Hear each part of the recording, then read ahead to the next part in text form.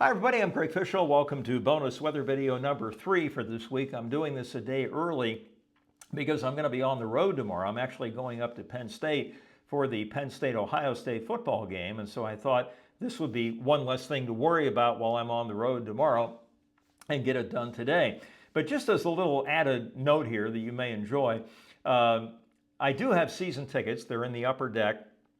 And what I do is I pick the one game I want to go to out of the season, and then I sell the rest of them back to the Triangle Penn State Alumni Club or anybody else who might be interested. So I was there in 2016, the last time we beat Ohio State, and I had my son Austin with me, who at the time was 22.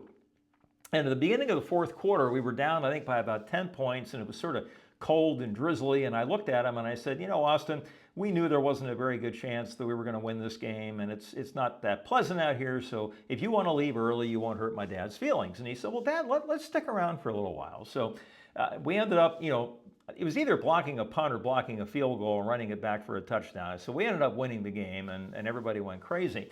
And I'll never forget, he texted my wife and he said, Mom, he said, I'm really tired, but he said, Dad wants to go downtown and party, And but then we found out that people were getting arrested in downtown State College, and I thought, you know what, probably the better thing to do is just to head back to the hotel, which we did.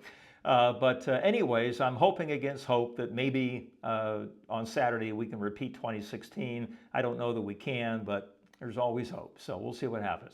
But anyway, the last bonus weather video we did, I talked about normals, and being the numbers geek that I am, I thought, well, we can even take this a step further and look at this a different way. And so that's what I'm going to do today. And so let's put myself down here in the corner. And the first graph, and this is just sort of to make sure that everything's on the up and up here, okay? So the averages of the normals are updated every 30 years. So we had 1951 to 80, 61 to 90, 71 to 2000, 81 to 2010, and the most recent one, 91 to 2020.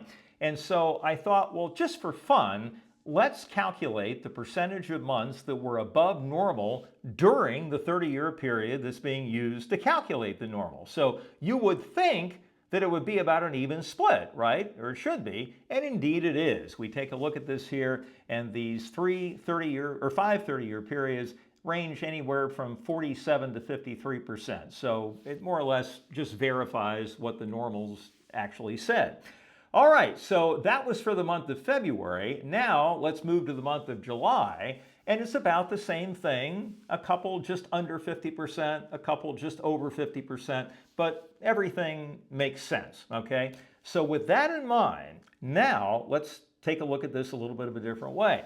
Let's go back to the month of February and take a look at the 10 years after the 30-year average is updated, okay? So 51 to 80 is the first period, so let's take a look at 1981 to 1990.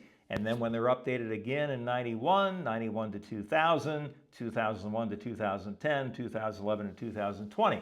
And what we find is anywhere from 60 to 80% of the months of February during the first 10 years after the normals are updated are above normal. So instead of being an even split, there's a little bit more of them that are above normal than below normal, okay, which would be suggestive of the fact that, okay, the climate may be warming, but 10 years is not really suggested as a reasonable amount of time to look at a climatic trend, okay? You can have cold decades and warm decades. So I didn't want to hang my hat on this, and so let's take a look at July with the same reasoning here, okay? And it's a little bit more emphatic, anywhere from 60 to 90%, okay? But again, we're just taking a look at a 10-year period.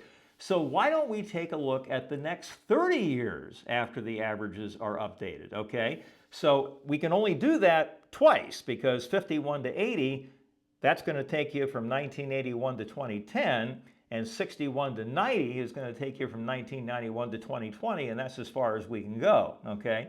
So let's go back to the month of February. And what we find here is that more than 70% of the months of February in the 30 years after the normals are updated are above normal, which in this case, 30 years is the period of time used to assess climatic trends. And so if you've got 70 to 80% of them running above normal, then you can pretty conclusively say that the climate is indeed warming.